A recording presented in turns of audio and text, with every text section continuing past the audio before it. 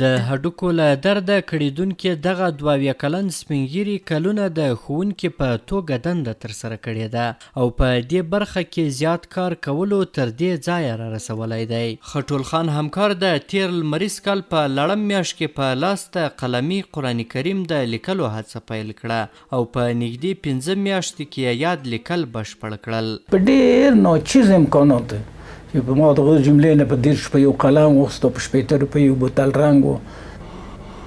رنګ هم نه پوهېدم چې د څه رقم رنګ لازم دی. یو مې ورقې چاپ کړی، هغه ورقې خرابې وې، جذب یې کوم.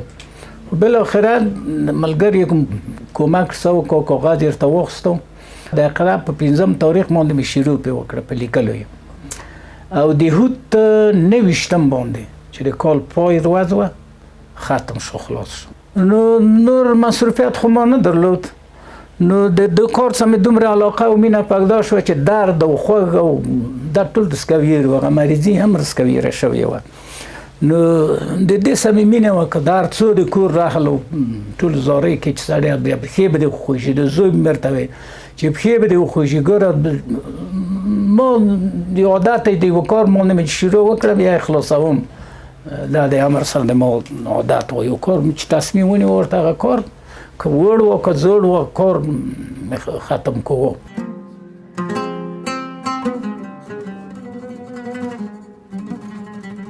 نوموړی له CMG سره د خپلې دې لویې هیلې د پوره کېدو کیسه داسې کوي.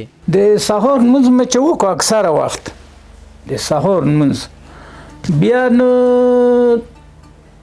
د غرمې پورې چې ډوډۍ وخت به شو غږ به وکړو راشه ډوډۍ ته ورنه. بیا مې چې لمونځ وکړو، بعد لمانځه نه بیا ورته کېناستم، بیا تقریبا د مازدیګر او د ماښام لمونځونه مې هم کړل ورسره، بېکاره نه کېناستم. ماسخوتن مې چې ډوډۍ وخوړله تر 10 بجو تر 10:30 بجو، بعضې داسې وخت و چې خوب به رانغی، بیا مې انت ګیزه پورې هم داسې ورځ د شپې وې چې ورته کېناستم. نو داسې وخت پېښ شوی دی چې په 2 ورځو کې یوه سپاره ما لیکلې چې لږ به ښه وم. د دغه کار څخه د ما دومره مینه پیدا شوې چې هېڅ احساس د ستړیا نه کوم، فقط هغه د مریضۍ تکلیف او لږ امکانات چې میز وي او چوکۍ وي، قلم وي چې رنګ کې واچول شي، دا د هر توري لپاره یو بوتل کې وټکوو او بیا جمله پکې یو کلمه پې لیکو. دا زیات تکلیف دی چې داسې وي چې رنګ کې واچول شي او یا لیکل پې وشي. خټول خان همکار زیاتوي چې په ژوند کې د دې قرآن کریم لیکل یوه لویه هیله وه چې اوس پوره شوې ده. بیخي نه پوهېدم په دغه حالات کې، یاره د آخر توره مې چې مشته کوم په دې حالات کې بیخي نه پوهېدم، او دا خو تکمیل شو، هېڅ احساس مې د دې نه کو چې دا به بیخي ډېر خوشحاله وم. او دومره مینه او علاقه مې ورسره پیدا شوې ده چې شپه هم ناسته ورته، ورځ هم ناسته ورته، او کوم امکانات وي ته توانه ته وسه پورې کومه وخته پورې چې زه وتوانم ولیدای شم، وکتای شم، ولوستی شم، زوار زیر و پیښ ووینم. یعنې د ځان کدن تر ورځې مې هم د علاقه داسې ورسره زیاته شوې.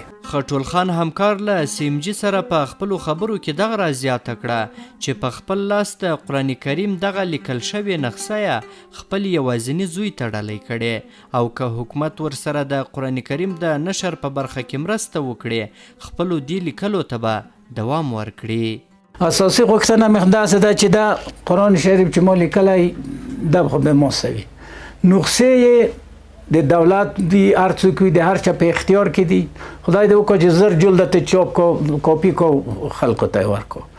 نو اصلي نسخه چون په ژوندانه کې د ما هم دا یو زوی دی، دا یو هغه قرآن شریف درته پرېږدم.